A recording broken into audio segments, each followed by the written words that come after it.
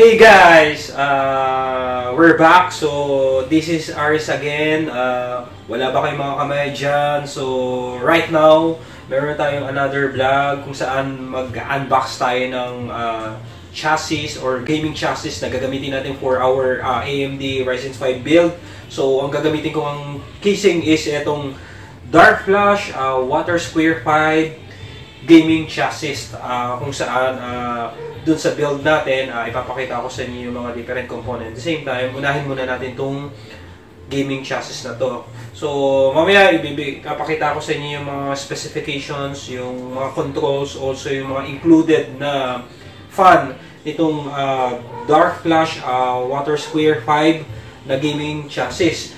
Guys, heads up lang, kung narinig nyo na yung Aigo na brand, si Aigo kasi parang company rin ni darkFlash. So, yung Aigo kasi mostly nagpo-produce siya ng mga RGB fan, gaming chassis or casing. So, yung darkFlash, so ganun din. Yun nga, may nakita ako sa Lazada na ang price na is worth 2,250. For only 2,250, naka-tempered glass na tayo. Also, yung LED fan natin, papakita ko sa inyo later. I-review natin tong casing na gagamitin ko. So, sa pagbabalik ng video, dyan lang kayo.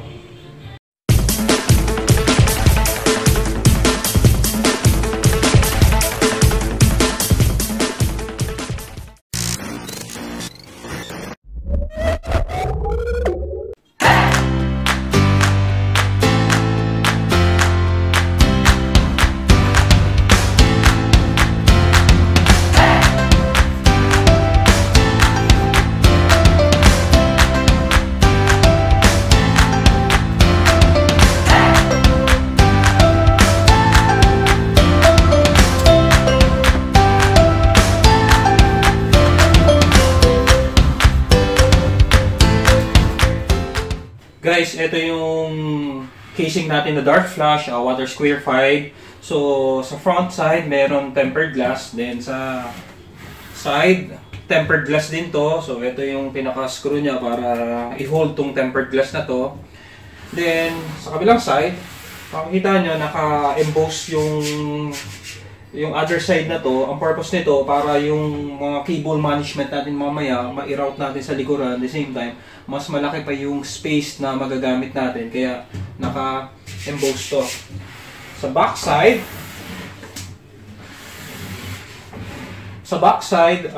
backplate, also yung sa mga PCI drives natin. Then, nandito yung power supply natin. Power supply bay. Also, pwede din tayong mag-install dito ng 120mm fan para dito sa exhaust natin sa backside natin.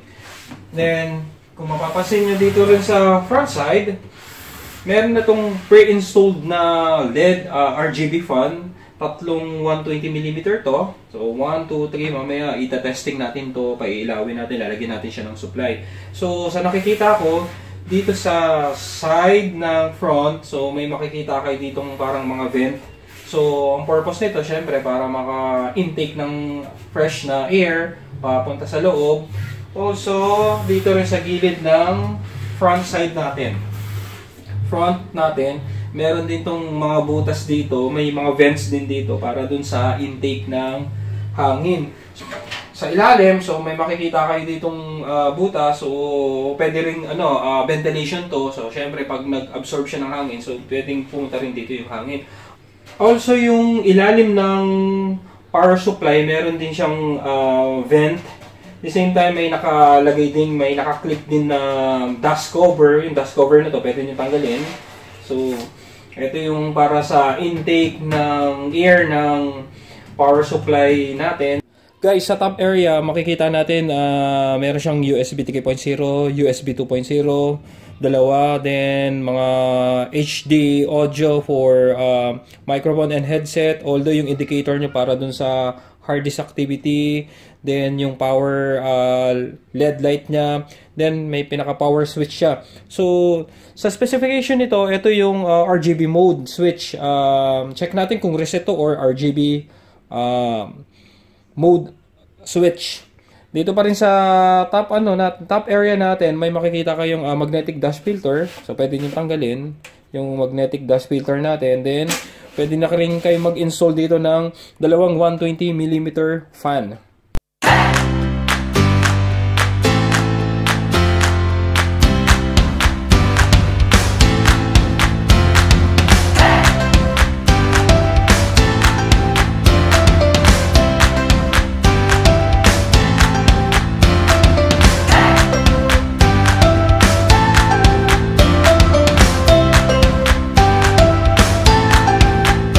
Okay guys, tinanggal ko yung tempered glass dito sa side.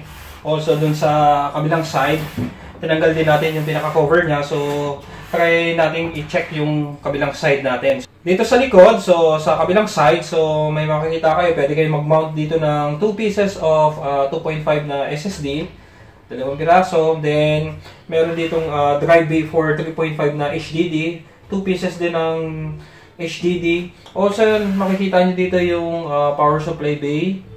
Dito natin ilalagay yung power supply.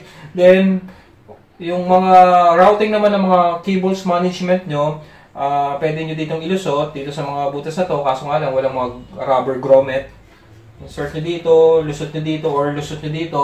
So, para maging accessible siya sa mga devices nyo, mga motherboard nyo sa pinakaloob. Wala siyang masyadong clearance dito. Also dito rin, wala siyang masyadong clearance.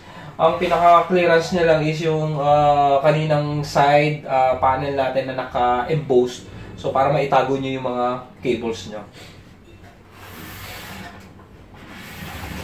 Check naman natin yung loob. So nakakabit na rin dito yung mga stand ng motherboard.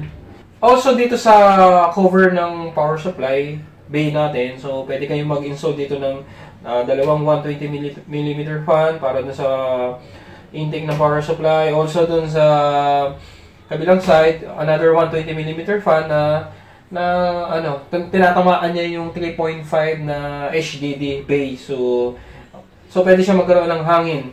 Then regarding sa mga connectors natin, so nandito yung connector ng USB 3.0, connector ng HD audio, connector ng USB 2.0. Also yung mga indicator light na hard disk LED, power LED, reset, and power switch. So ito yung mga connectors natin. Then yung pre-installed natin na 3 pieces of LED RGB fan dito sa front. So naka-series na lang yung pinaka-connector. Molex yung connector niya, wala siyang RGB hub.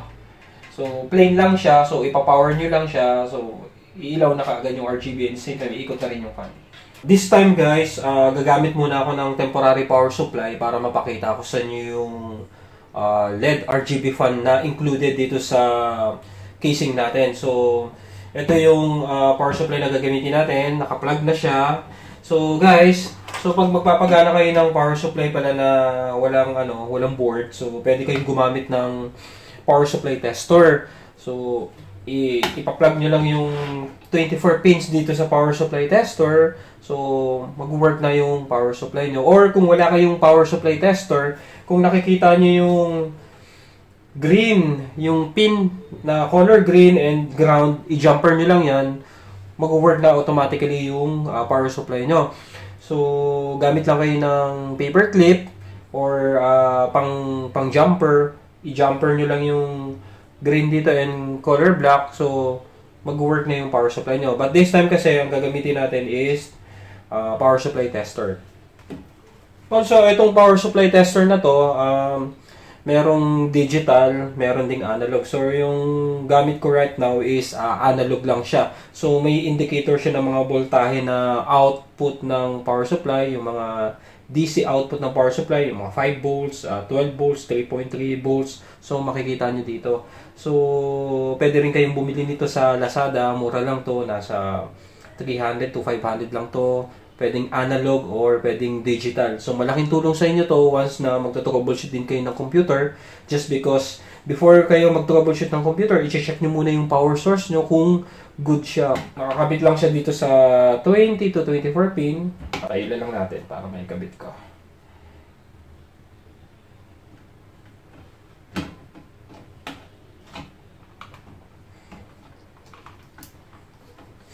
Okay, so ito na yan. So try muna natin.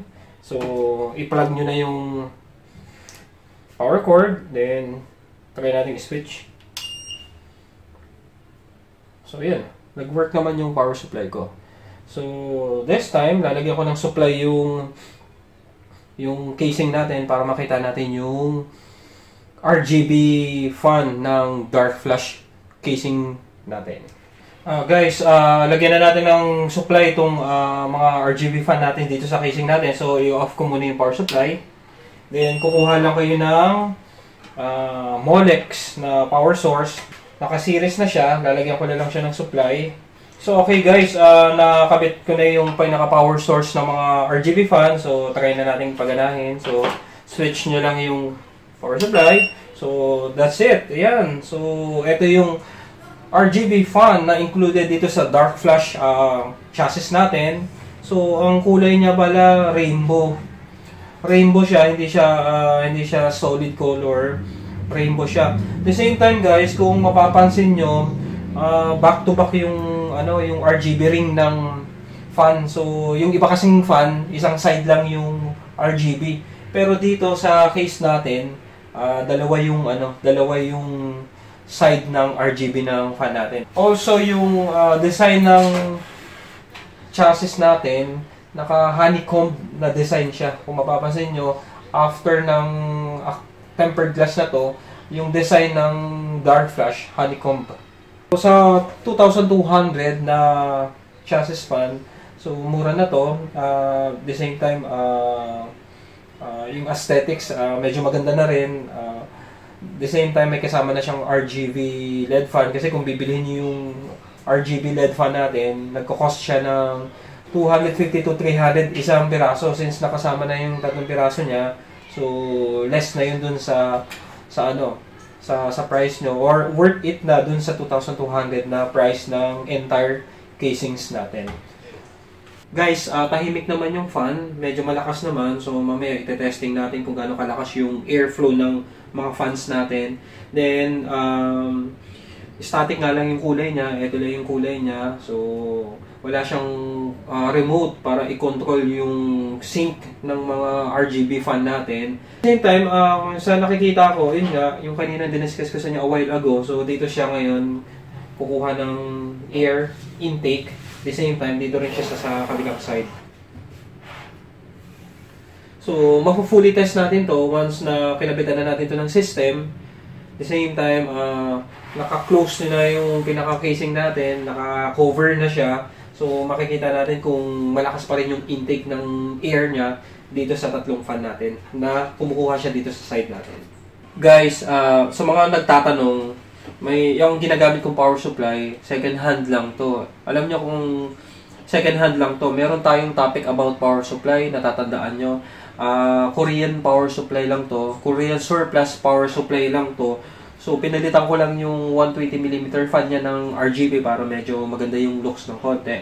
Pero durable din naman to. Pag magbe-build kayo, syempre mas recommended pa rin na bago yung gamitin nyo para sure. Then gamit kayo ng mga two-rated power supply, semi-modular power supply, or fully modular power supply kung may budget kayo. So ang next natin project is bumili ng two-rated power supply na RGB kahit na semi-modular power supply, or kung may budget, fully modular power supply. So for the meantime, since na wala pa nga tayong budget, ang binili ko muna is yung Korean surplus na power supply. Two-rated siya na 650 watts. At the same time, yung fan niya, pinalitan ko ng RGB para medyo magandang tingnan ng konti. So okay guys, ito yung review natin ng darkFlash Water Square 5 na gaming chassis. So happy naman ako dun sa result. At the same time, maganda naman yung aesthetics niya. Hindi nga lang ganun kamahal yung price niya for 2,250. Worth it na yung chassis natin. Sa market, alam ko maraming mga branded pa or mas magaganda pang chassis.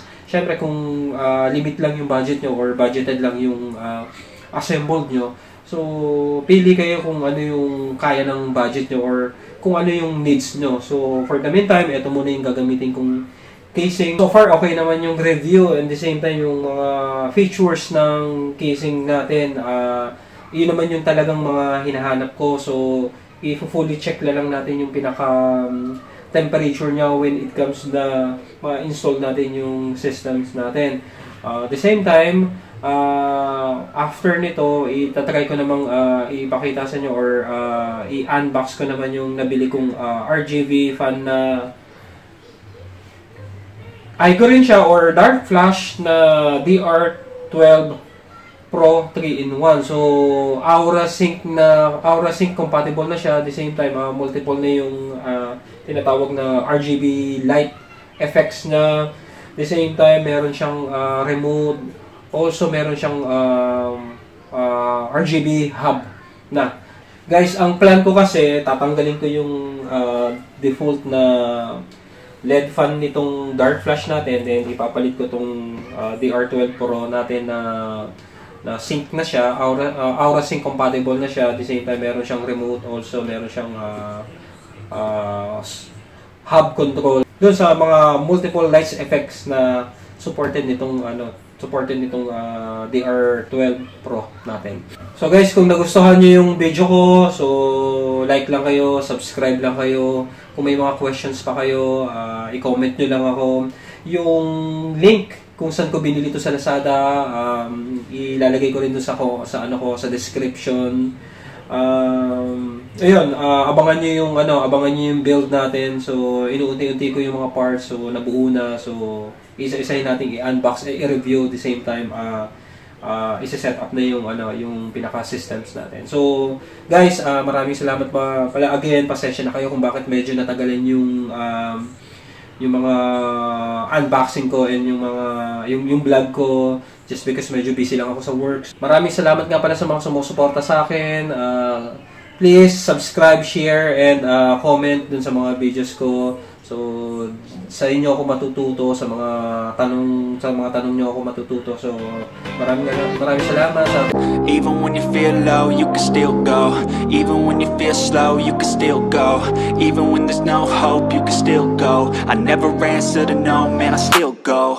Go, go, go, go, go, go, go, go, go, go, go, go, yo, go, go, go. Hustle hard, hustle every single day. I'll be making moves till I'm buried in my grave. To the system, I don't wanna be a slave. I've been doing shit my way, or the highway. And in the driveway is a nice range. Cause I grind through the climb, I invite pain. You'll never hear me, bitch, nah, I don't complain. Just gotta flip the switch and you can go and obtain